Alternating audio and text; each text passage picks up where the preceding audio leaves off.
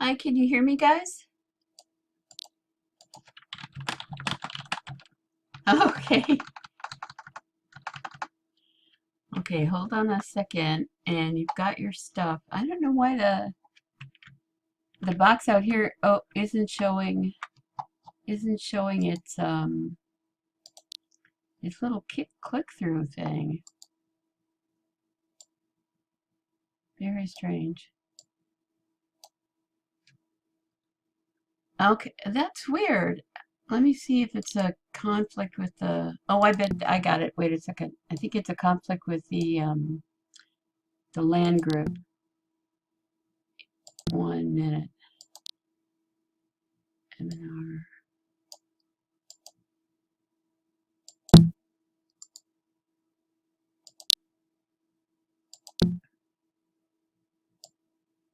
Click it now and see if it'll give you something. And see, anyone can copy. Okay, try it now. I just changed it to anyone can copy. Let me do that with the one on the inside too. Oop. Oh, this one out here is not happy. 1 second. That's right. Okay, now you can copy this one out here. I'm sorry. Nope. Try again, maybe now. It shouldn't be only the group. Still no. Well. Huh. Touch default, show and search. Up. This is, no. Wait a minute.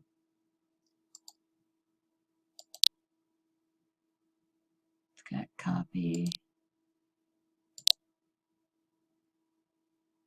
Oh, it doesn't have the give folder. Hold on a second. Give. Actually, doesn't this one have it? No. Okay, wait. I'm sorry. This is like, ugh. Alright, let's see if we get this here. 2 seconds.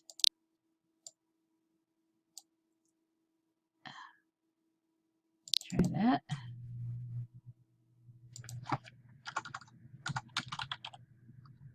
Yep, you're right.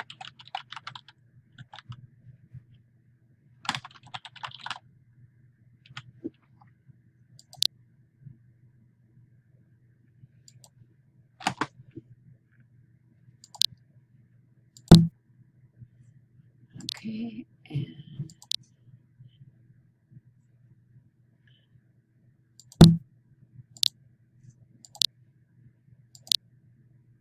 okay, let's take this one out of here.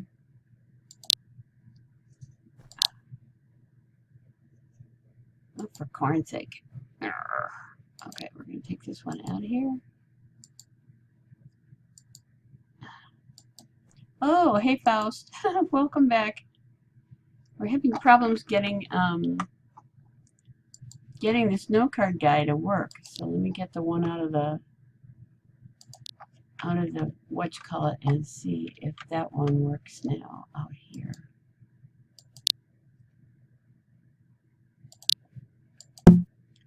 Okay, I got my folder. I think the one inside works, but I've given you guys the tour thingy-majiggy. So you should be okay.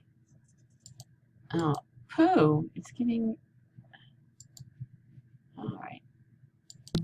Has card. Yeah, has card will travel. Keep. Okay, now.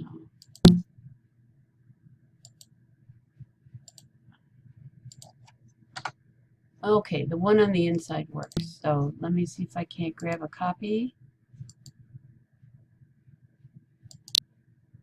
And put that out here in case anybody shows up later.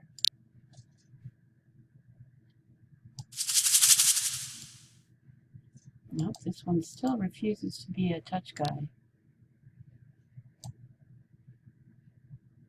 Ugh.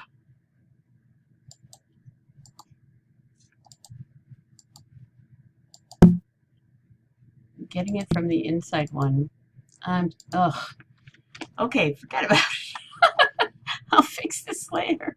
Let me see if I can catch it again. It's not so easy to catch either. I think this was silly. Oh well, it's not playing in, that's exactly it. It's not playing in the sandbox. Faust, can you hear me too?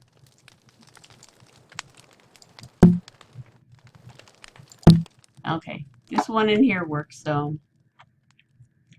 Okay, so let's get out our note cards. I will open up mine as well. And this is how we're going to take the tour. And we're gonna actually start right up the street. So at the Connectivism reading room. But let's use the landmark. Now the note card gives you a little bit of information about the tour. And so I'm going to say, hello, welcome, this is the tour. And thanks for coming, Fidget and Hannah and Faust. We're going to walk up the street, actually, to the Connectivism reading room, because it's just up here. So if you follow me, let's head up here. Or you can click on your Connectivism.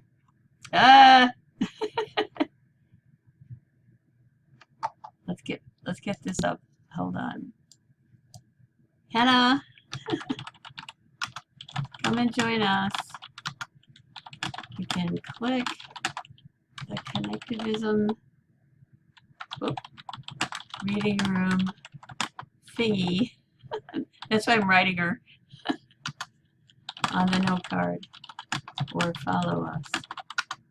Okay, let's head up there.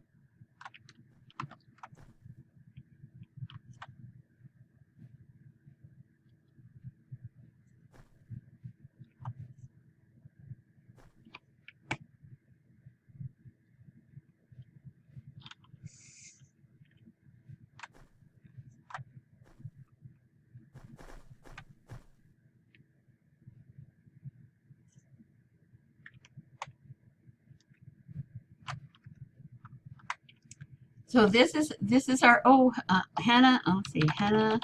We're in voice.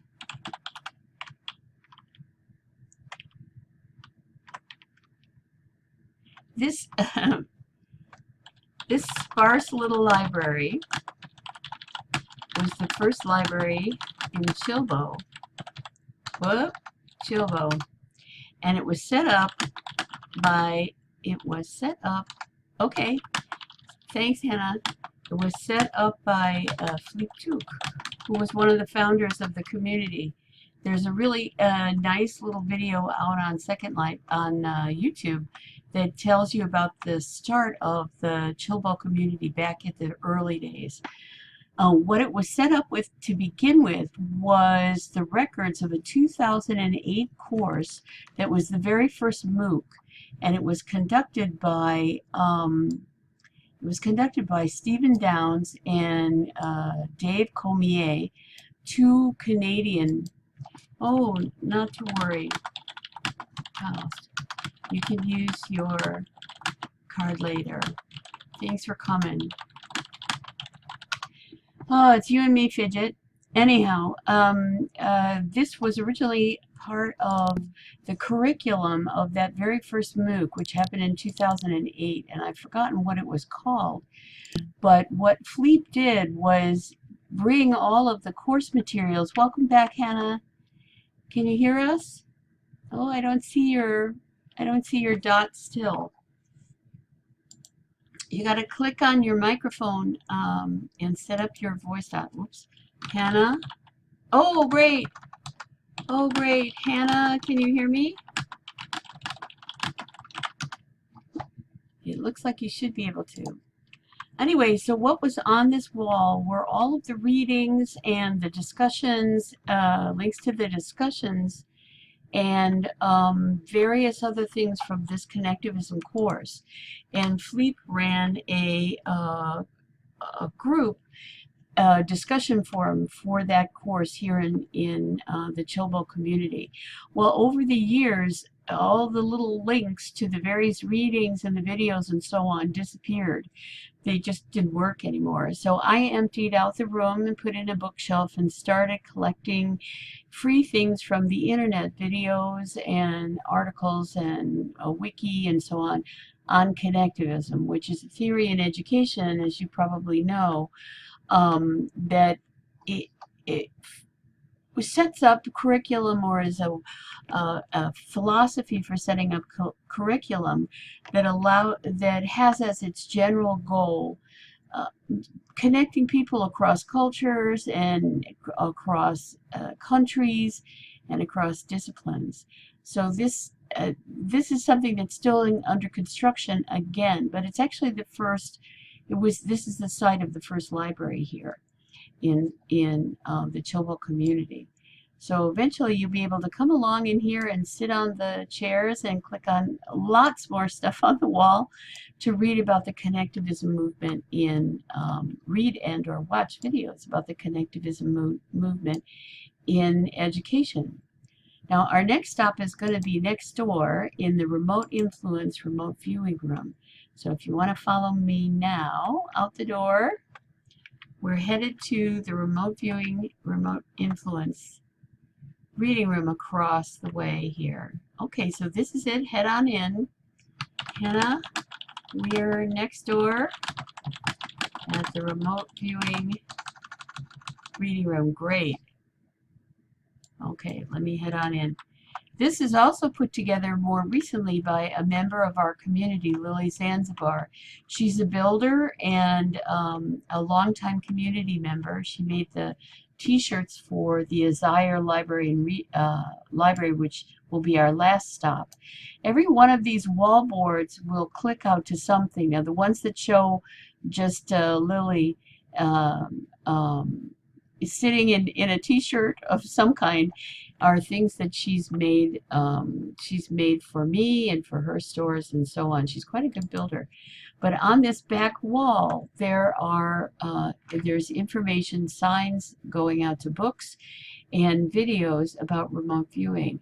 A remote viewing, as you can see on your note card, is a kind of use. I don't know if you believe in psychic abilities, but it's a kind of use of what people think to be extrasensory perception or precognition or some other kind of clairvoyance, some other kind of psychic ability for the purpose of safe spying, essentially. That was the original purpose. Oh yeah, it's a very odd movie, and most of the remote viewers that I know, Joe McMoneagle, for instance, were really angry about that movie because it was very, very, very inaccurate and didn't depict the Stargate program, which is what they called the remote viewing efforts by the Department of Defense in the U.S.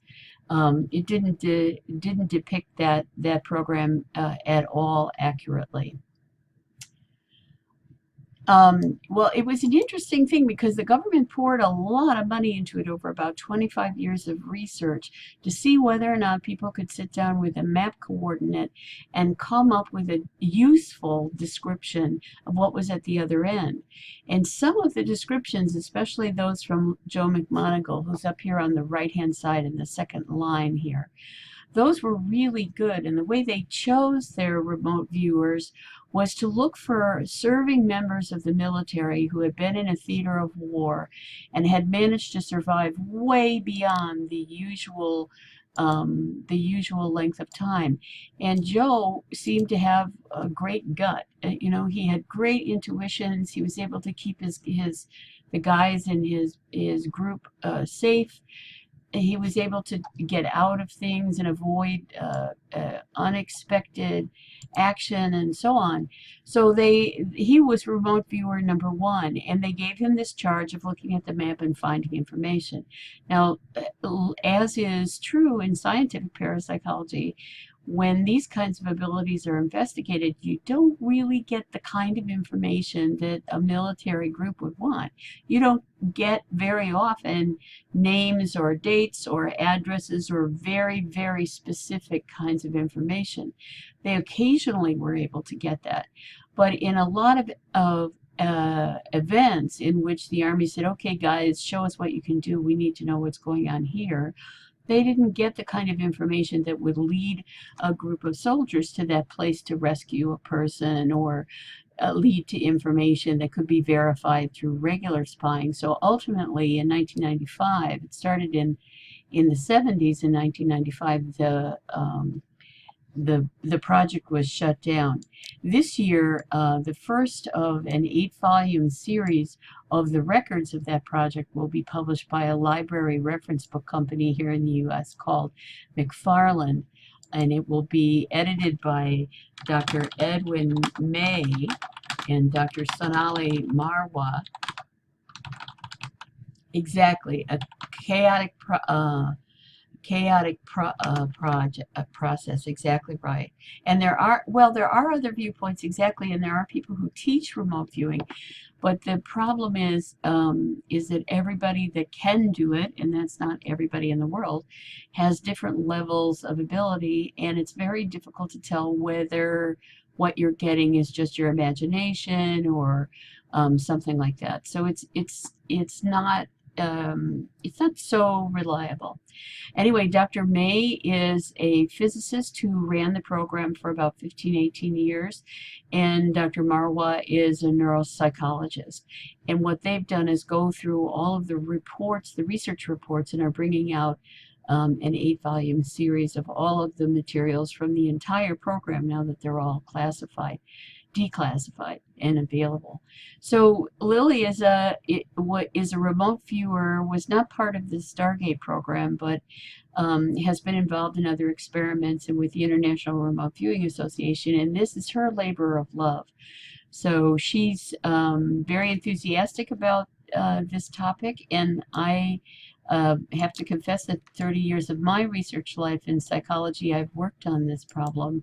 And while I see this as a very important body of research and a very interesting one, I'm not as enthusiastic about I'm not as confident about the results as maybe some others are. Can you hold on just a second?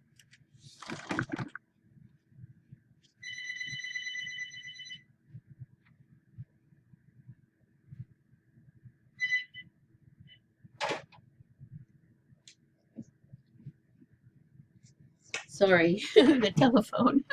Thank you very much. Anyhow, so our next stop is going to be the Levittown Museum, which is a totally different place. Now let me see what Hannah is saying.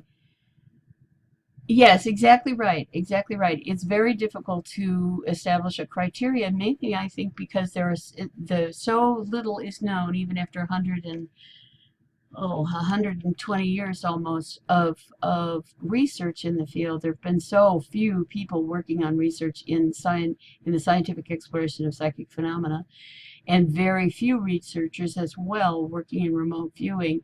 It's been very difficult to tack down the variables that are important to understand what's going on. Exactly, and it's very hard to establish how much proof is necessary for mundane research. You're so right, Hannah.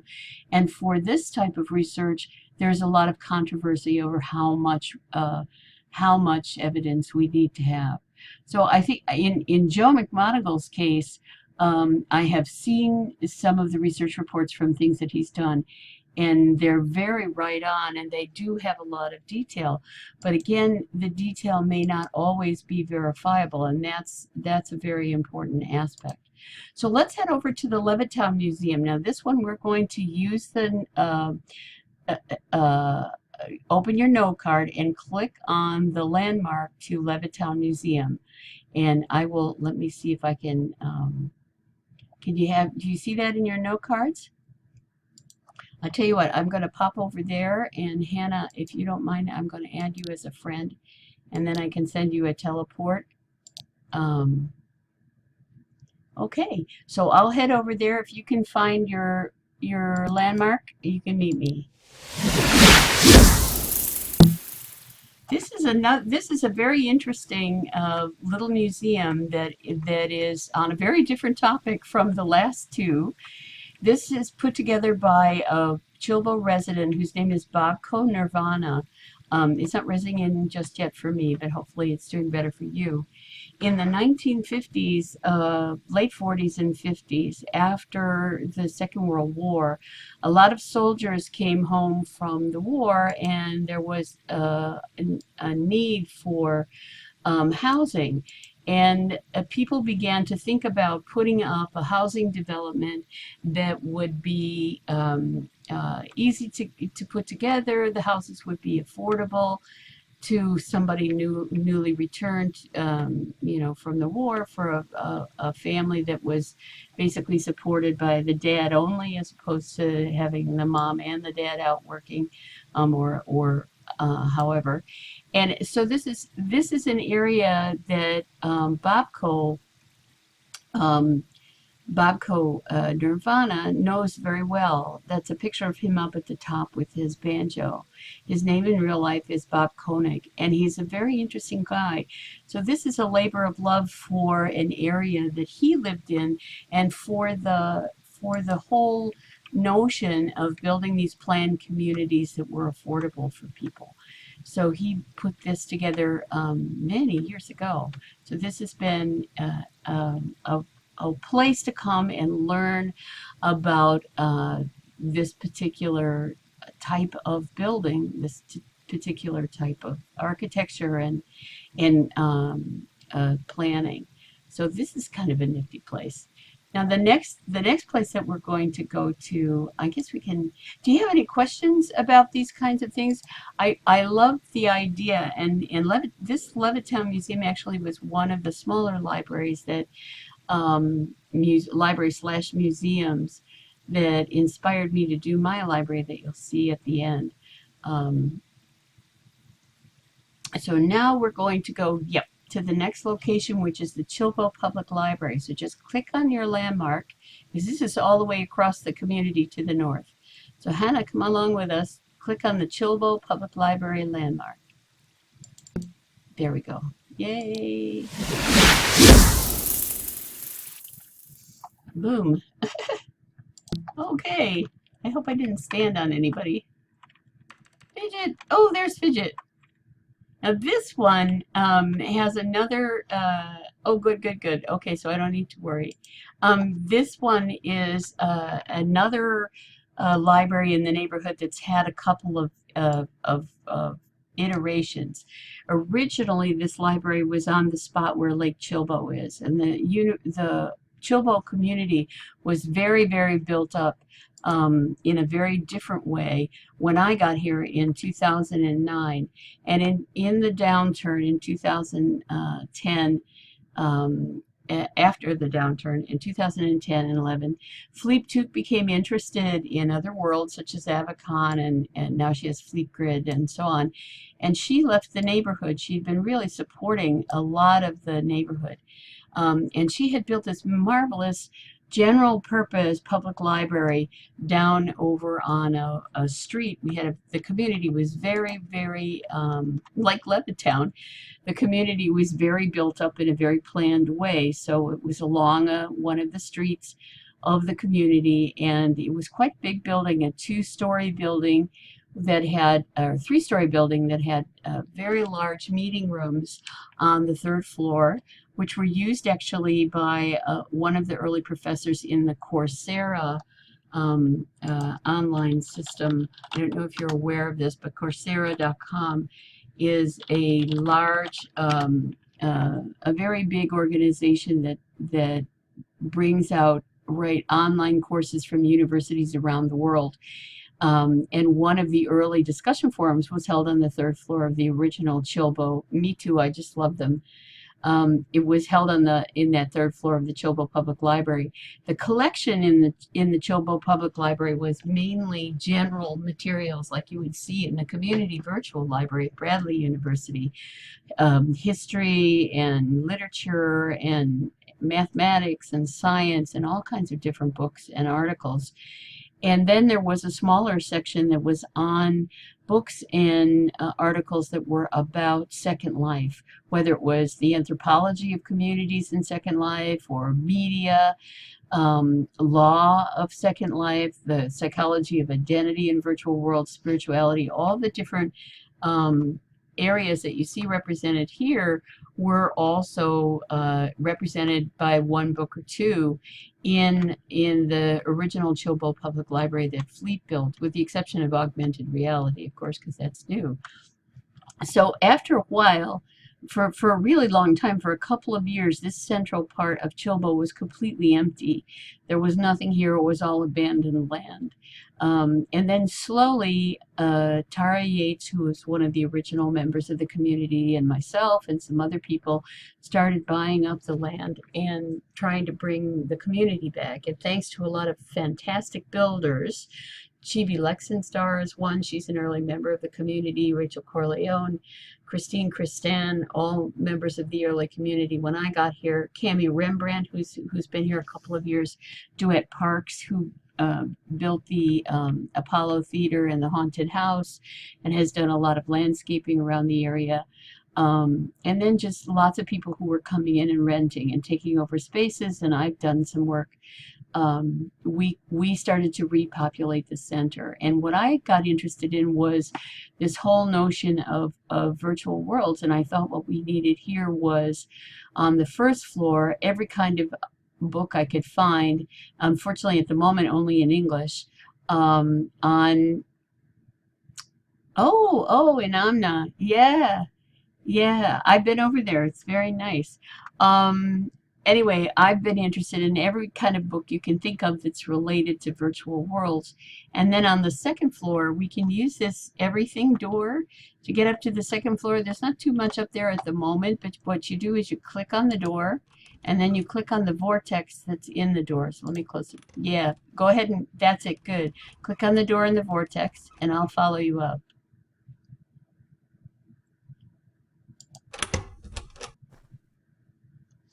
So, oh no, sorry. Okay, I have to fix that. I think the door is too close to the back wall, and we just ended up getting dropped out of the building. Well, anyhow, sorry. What's up there? You can try it again another time. What's actually up there? I'm trying to get a good vision without these trees in my face. Let's walk around to the front of the building, huh? Let's follow me, and we'll walk up to the front of the building. So sorry. Oh, where am I? We're on the side of the building. We're next door. We have a guy next door who's got a very interesting media center. Okay, so now we're out in the front of the building. So anyhow, the second floor has just got a lounge chair for reading and a table right now, and obviously I've got to move that anywhere door from the spot that it's in. And eventually, yeah, I need to do that. Eventually, it will have books and articles. I've been collecting books and articles about education and law and so on in virtual worlds to put there. Before we moved on to the next library, this is kind of a nifty thing. If you look over here, there's a little guy that's called the Chilbo Poetry Bench. And if you sit down on that poetry bench, it should still show you a placard with poetry. Let me check it out and see if it's still working. Yep. So go ahead and try the bench. You just click on the bench and say sit here, and then exactly, and then something will res that you can see. It's a poem.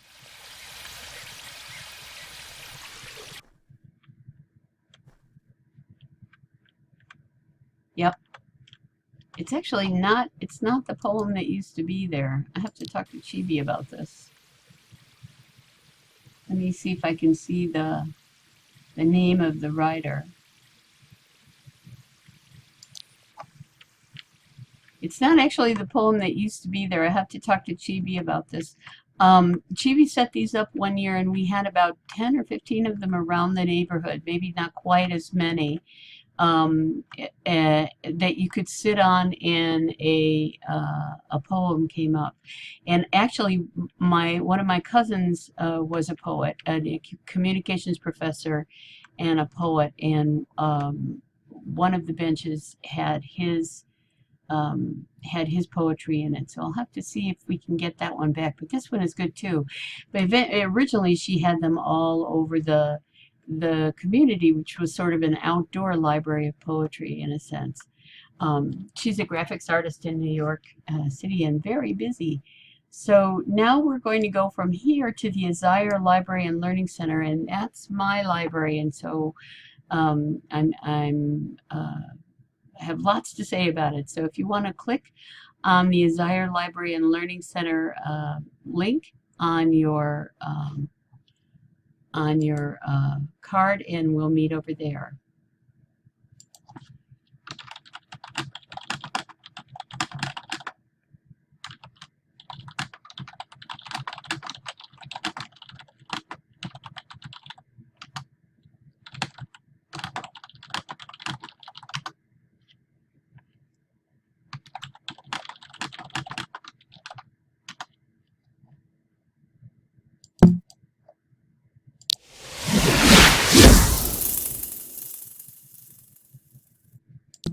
Oh, you're here. Great. Fidget, are you here too? Yay! Okay, so this place that's beginning to res in is our last stop, and this is what I put together. This is the reason why I came to Chilbo. And if you were at or watched, well, you couldn't watch. I haven't got it up yet. But if you were at the talk that I gave the other morning, this is how my husband in real life and in Second Life and I came to the Chilbo community. We were very interested in setting up a library about the scientific study of psychic phenomena. People know a lot about the popular conception of what psychic abilities are, and virtually nothing about those of us who've been working many years in research in the field.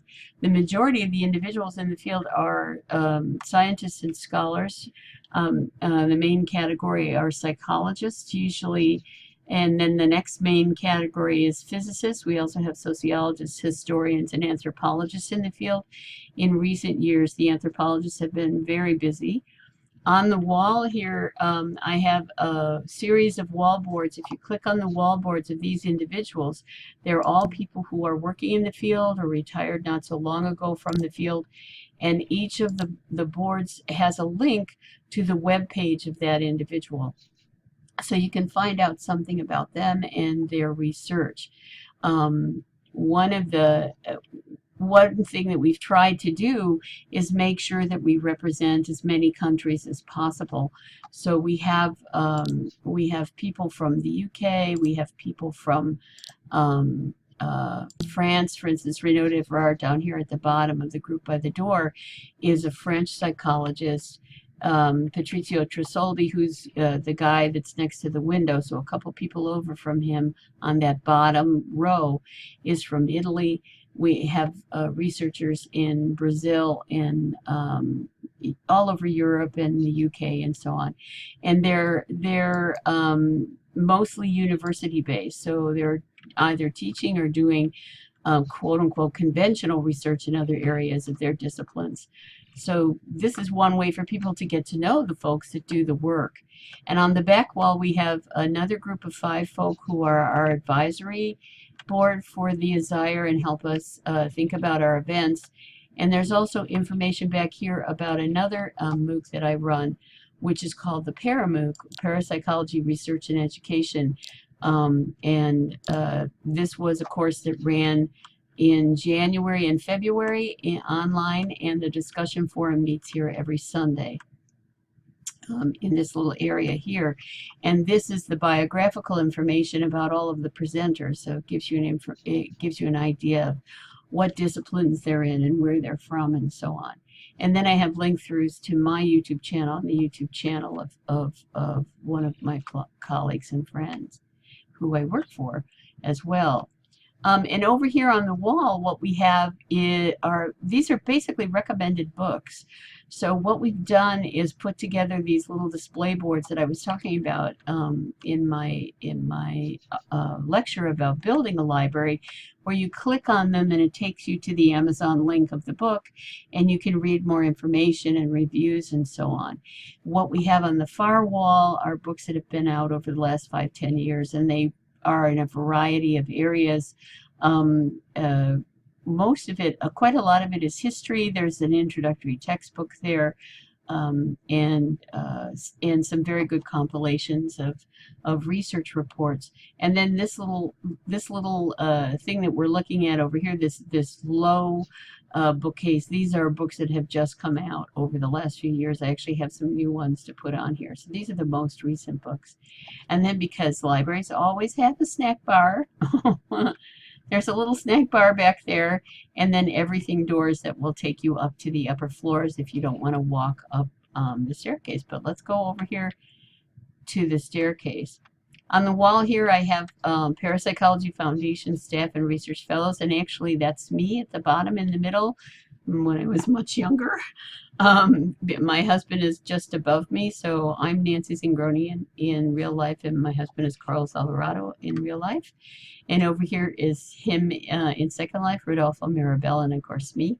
And then at the top we have Nina Lancaster, who's Gina Pickersgill, who is interested in these kinds of phenomena from both a psychological point of view and an experiencer's point of view.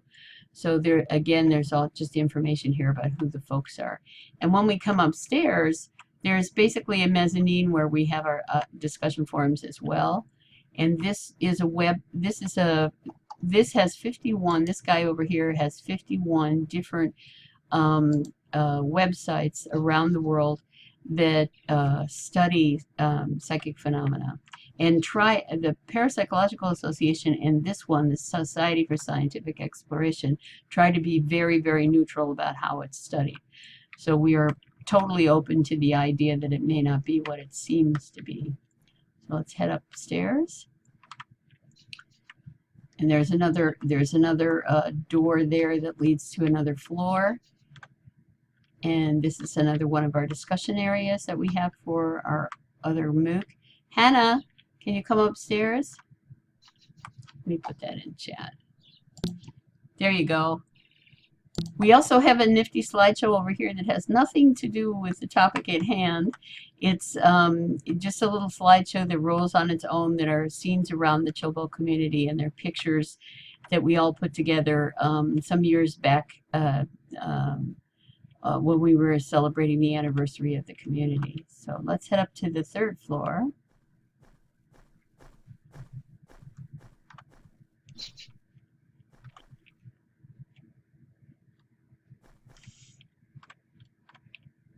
Up here on the third floor, we also use this for discussions. I have taken out some of the bookshelves and articles just to get a good picture of this for my last talk, but I will be putting those back in. And what we have up here are so far are articles by a variety of scientists that have been written in English and in Spanish. We only have one bookshelf of English right now. I have another 2 to put back up.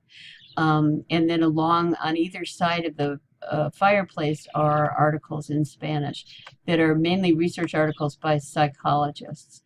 On the main, mantelpiece of the fireplace are 3 books from the history of psychology and psychical research. William James's Principles of Psychology, Charles Richet's 30 Years of Psychical Research. He was a Nobel laureate in physiology from France at the turn of the century, and Freud's Interpretation of Dreams. Freud actually wrote a couple of articles towards the end of his life about his interest in these kinds of phenomena, which he, kept quiet while he was building psychoanalysis for obvious reasons. And then these articles are on all kinds of different things, from the controversy that surrounds the field to investigations of the details of children who remember previous lives, out-of-body experiences, physics and anthropology, and so on. And there'll be more up here in a couple of weeks because I just basically took the big shelves down. Over here we have some information that came from a Linden Endowment of the Arts installation that was around from September of 2016 through December. And it was called Ever, and it focused on time and consciousness. And it was very interesting. It had an amazing library of its own. So what you have there are 2 of the PowerPoints and some of the information and articles about these topics. The top one is my talk that I gave.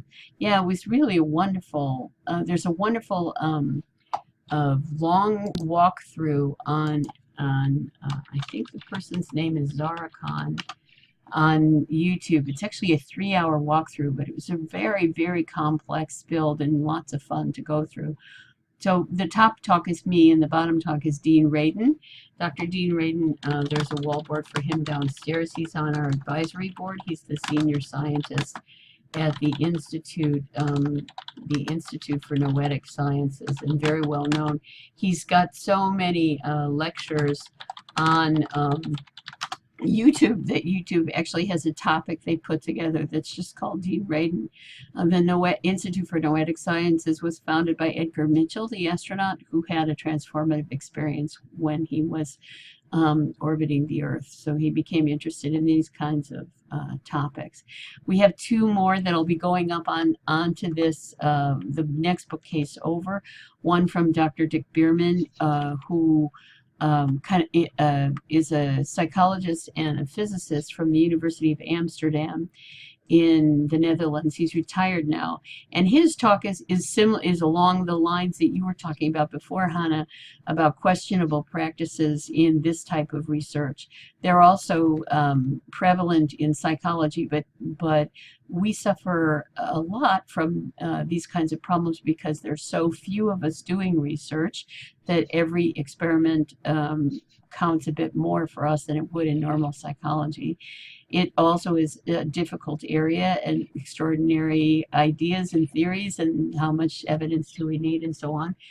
And he's a very clear-headed guy and a very conservative guy, so he is always urging us to do better in our experimental practice. So that was his talk. And then the 4th talk was from Dr. Julia Mossbridge, who also works at the Institute for Noetic Sciences. She also has a visiting scholar appointment in the Department of Psychology at Northwestern University in Chicago. She's a neuropsychologist, and she works on a particular type of research called presentiment. And this type of research involves methodology that's very common to psychology, reaction time things, but instead of having a person reacting to a stimulus that they see subconsciously, or they see that they see through subliminal perception, the actual stimulus doesn't come along until after the reaction is measured. And physiological reactions have been found, especially to emotional targets, and targets that have either erotic or negative content.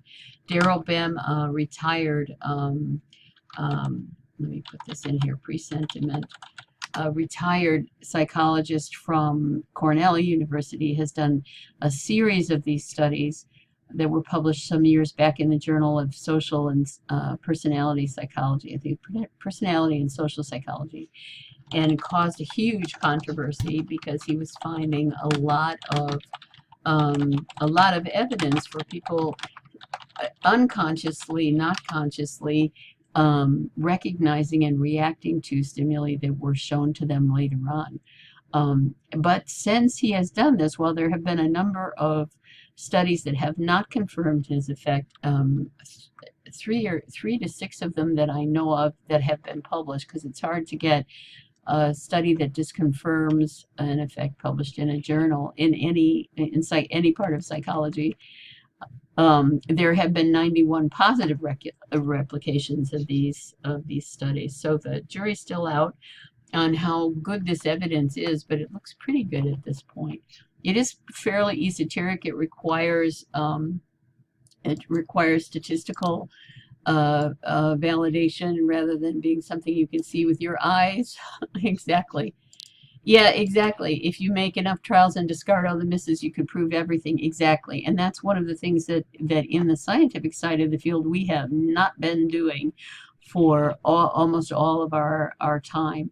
It's been very important in our field that all of the data is kept and all of the data is used for the analyses. In our independent journals, we struggle to remind them that they're supposed to be publishing the disconfirmatory results as well, that if you do an experiment and it doesn't give any evidence for these types of phenomena, it needs to be published and the data needs to be included. So that's something we're very worried about, and Dr. Behrman talks a lot about that as well.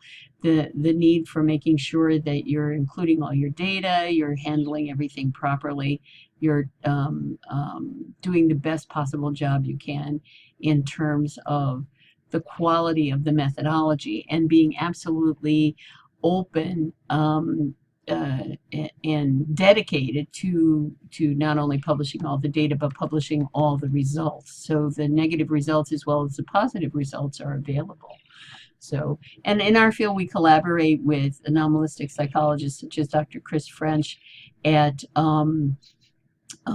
Goldsmiths College, which is in the University of London system. And he approaches the phenomena from the conventional point of view, that no, we're making a mistake here, that these things seem to work, but may not at all be anything psychic.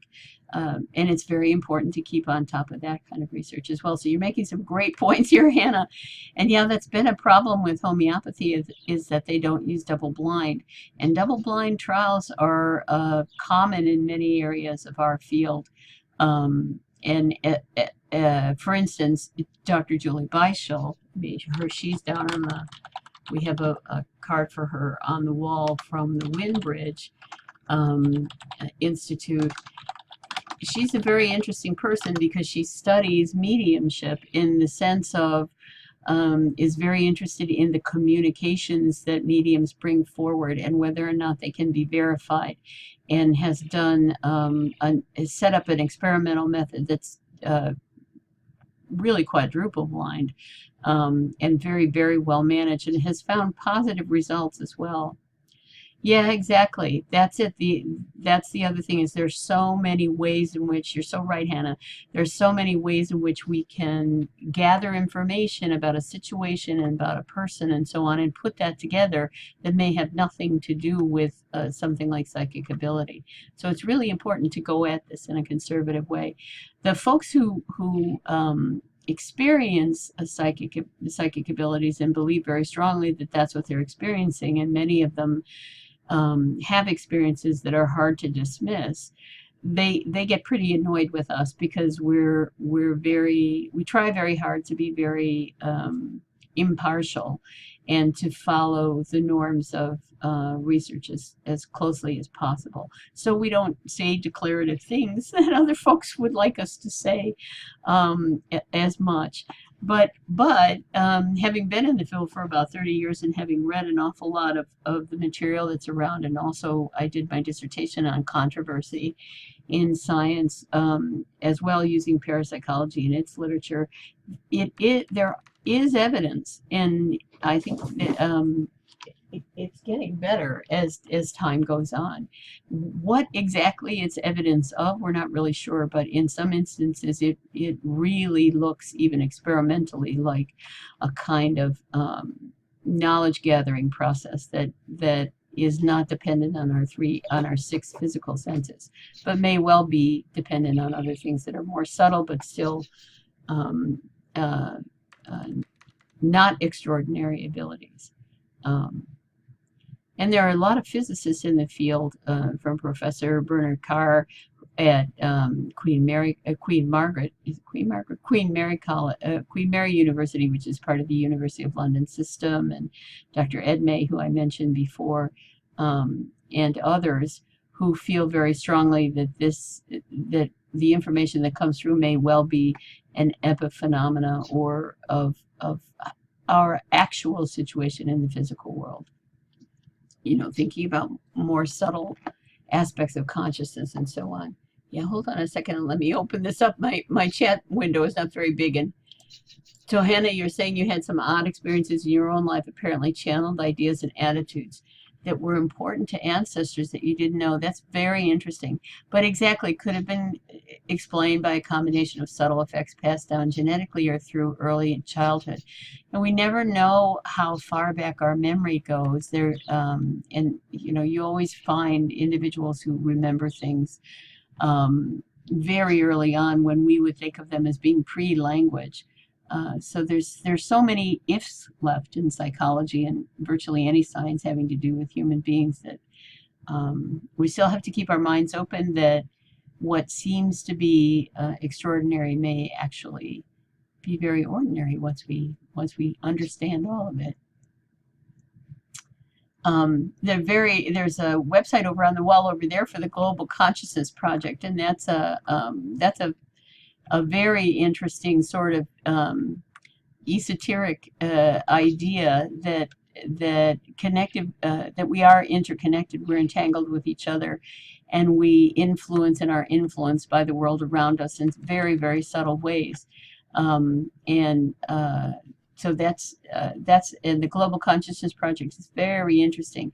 If you go to my my YouTube channel is called Parapsychology Online, and I have some of the lectures from our earlier paramoocs, and then Parapsychology Foundation. These are the people that I also work for besides my other job, my day job. They have a YouTube channel that is populated with lots and lots and lots of lectures from over the years. The foundation has been around for 66 years and has been very active in putting together conferences and lectures and courses and all that. And SLMOOC 2017 will be going up on that place.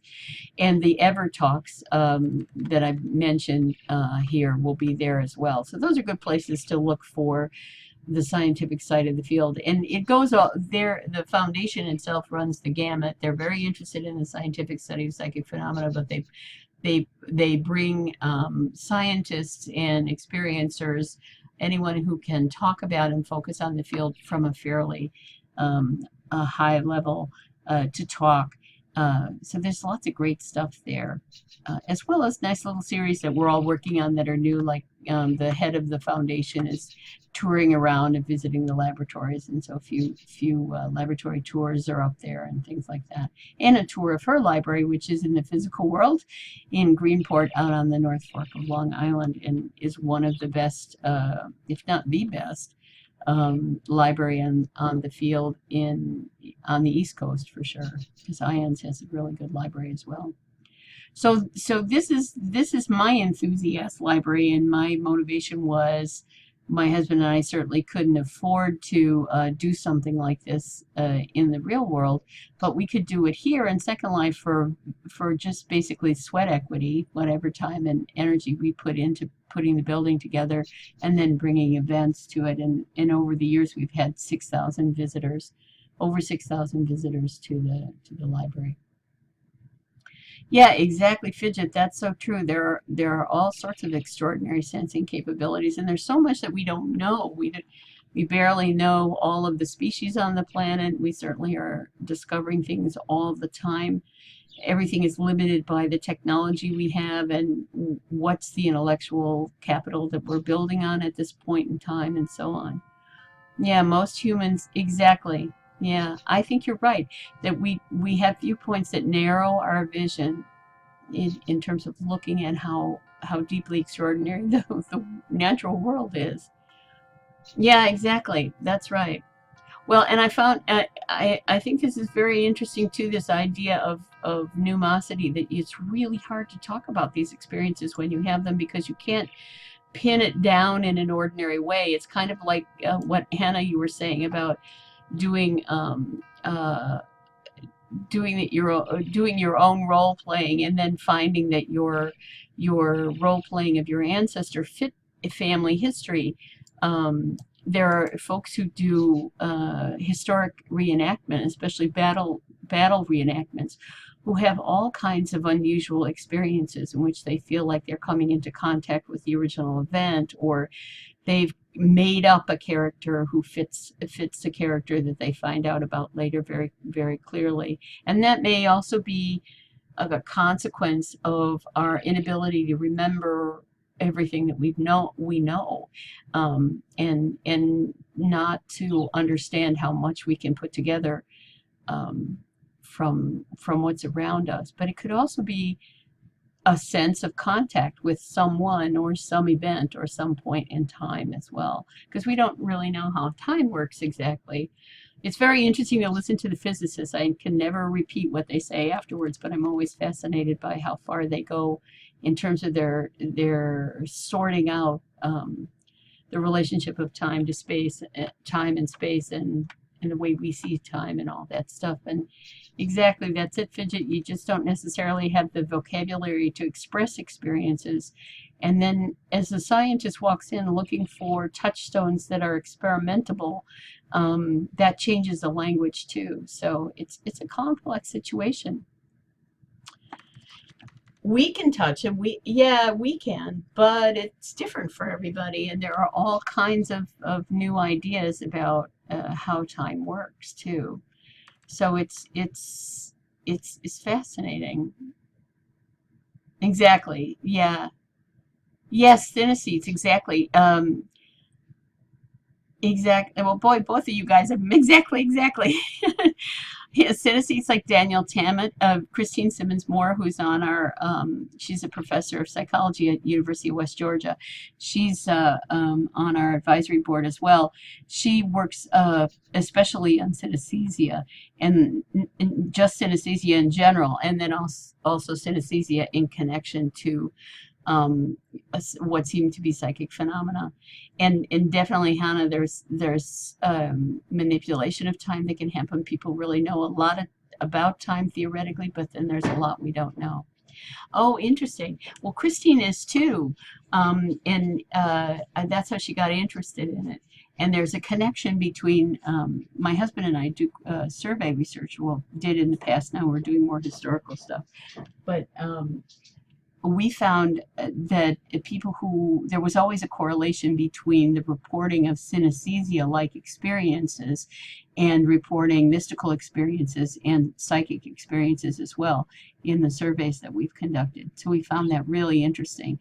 And we've collaborated with Christine on, my husband especially, on some experiments, and the connections are there in the work that she does as well.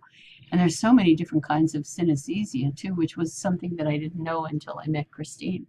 She has a kind of a time synesthesia. She perceives time as sort of a geographical element, which is kind of interesting. But there's lots of and in some ways we look at my husband and I have done a lot of work on not a lot of work, but some work on personality correlates of folks who have psychic and mystical experiences as well. And in the experimental world, they've looked at personality characteristics as well. And it's interesting because artists, especially graphics artists, have report a lot of experiences, and that's a particular mind view that's a lot different from your average scientist. Well, thank you guys for coming. I mean, we've managed an hour here, and I thank you for your patience at the beginning. I didn't get this set up last night, but I'm really glad that you were able to join me on this, and you should come on back and check out any of the libraries that you found interesting. And when you see these opportunities in Second Life enthusiast libraries, even if they're not put together by a librarian, but by somebody that's paying attention to what the librarians do, they're wonderful places to go and just browse and get information on areas that you're interested in.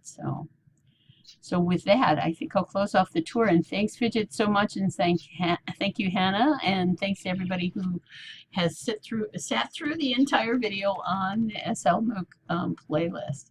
So I'm going to shut off my recording now. Thank you so much. Yeah, and thank you, Hannah, too, for your insight. Great comments, both of you guys. Thank you so much.